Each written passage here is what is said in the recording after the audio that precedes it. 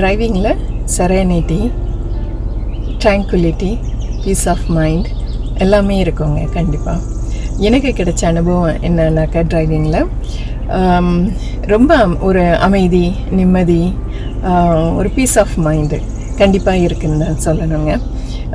எனக்கு ரொம்ப பிடிக்கும் டிரைவிங், ரொம்ப பிடிக்கும். டிரைவிங்கில் எனக்கு ரொம்ப பிடிச்சது ஸ்னோவில் ட்ரைவ் பண்ணுறது ரொம்ப பிடிக்கும்.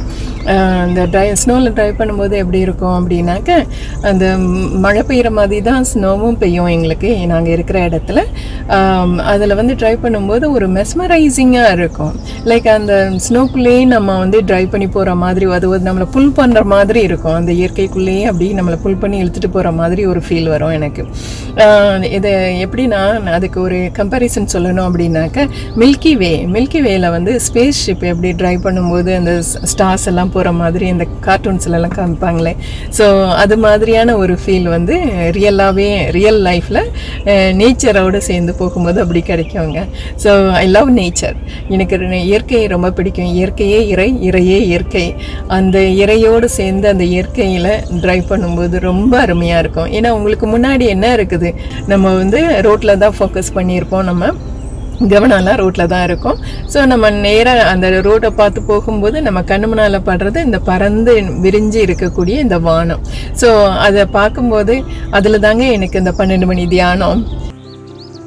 அப்படிதான் என்னோடய வீட்டுக்கும் ஒர்க் பிளேஸுக்கும் அட்லீஸ்ட் ஒரு 40 to 50 minutes driving, long distance தான் எனக்கு.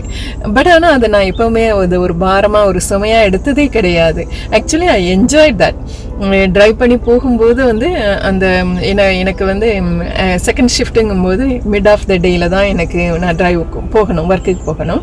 ஸோ நான் ஒரு 12 o'clock கிளம்புனேன் அப்படின்னாக்க 12:50 அந்த மாதிரி போய் சேர்ந்துருவேன். நம்ம லாங் டிஸ்டன்ஸ் போயிட்டே இருக்க it will make our mind open. அது நல்லா விரிய வைக்கும், நம்ம மனசை அப்படி ஓப்பனாக பார்க்கும். இந்த ஆகம் எவ்வளோ விரிவாக பறந்து விரிஞ்சு இருக்குதோ அது மாதிரி நம்ம மனசும் விரியோங்க. ஸோ அந்த ஒரு நிகழ்ச்சி எனக்கு நிறைய தடவை நடந்திருக்குது. ஈவன் ரொம்ப 8 hours 9 hours எல்லாம் ட்ரைவ் பண்ணுவேன். என்னோட ஃப்ரெண்ட்ஸ் வீடுகளுக்கெல்லாம் போகும்போது அவங்களாம் ரொம்ப தூரத்தில் இருப்பாங்க. ஸோ வேறு ஸ்டேட்டில் இருப்பாங்க ஆக்சுவலாக. அப்போ எங்களோட வீடுகள்லேருந்து அவங்க வீடுக்கு போகும்போது கார்லேயே தான் நாங்கள் ட்ரைவ் பண்ணி போவோம். அப்போல்லாம் ஒரு 8 hours டிரைவிங்கிறதெல்லாம் ஒரு பெரிய விஷயமாகவே தோணாது.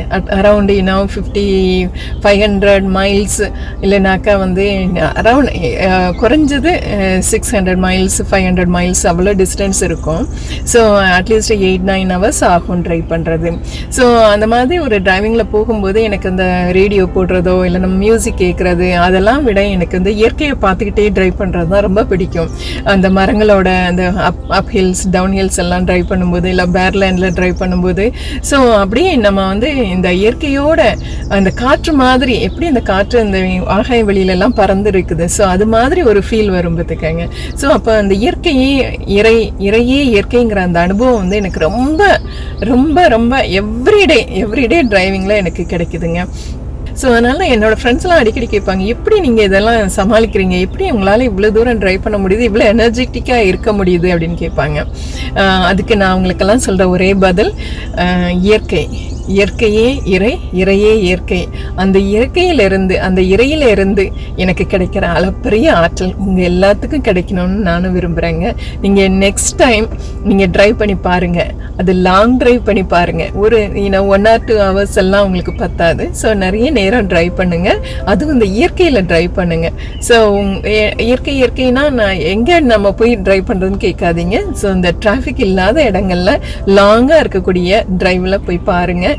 ஸோ அவங்களுக்கு ரொம்ப நான் என்ன சொல்ல வரேங்கிறது உங்களுக்கு புரியும்னு நினைக்கிறேன். இந்த ட்ரான்குலிட்டி, இந்த செரனிட்டி, இந்த பீஸ் ஆஃப் மைண்டு, இறையினுடைய இயற்கை தன்மையில் இருக்கக்கூடிய அந்த இறையினுடைய ஆற்றல் எல்லாம் நமக்கு கிடைக்குங்க. அது நமக்கு ஒரு ஆத்ம சக்தியை கொடுக்கும். அந்த இறைத்தன்மை, அந்த இயற்கையினுடைய பிளெஸ்ஸிங்ஸ் நம்ம எல்லாருக்கும் கிடைக்கணும்னு